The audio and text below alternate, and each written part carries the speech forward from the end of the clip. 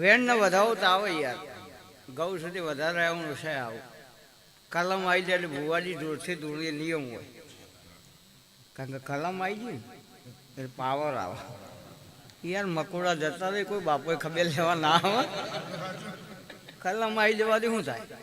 વાત લાય ને વેણ લાય, દુઃખ એથી મટે. કોઈ 18 કરોડનું વેણ આવી જાય દુઃખ મટી જાય? ના મટે. વેણ લાવો તો મટી જાય. એટલે આ જાત હોનાની મારા ચેહર પરિવારમાં બધું મારો પરિવાર, જેની જેવી ભાવના છે, જેવું જેનું મન છે, જે જેવું માગશે એવું મળશે.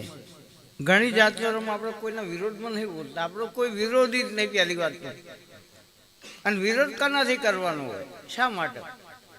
ઘણા બુઆ એવું કહેતા હોય, એ ભાઈ લેવા સભામાં કોકને દીકરો નહીં હોય તો દીકરો લેવા, આટલા બધા આમાં 10 કેસ હોય યાર. આવા શાક માર્કેટનો ધંધો, સવારે 100 રૂપિયા કિલો, હજી 10 રૂપિયા ઢગલો.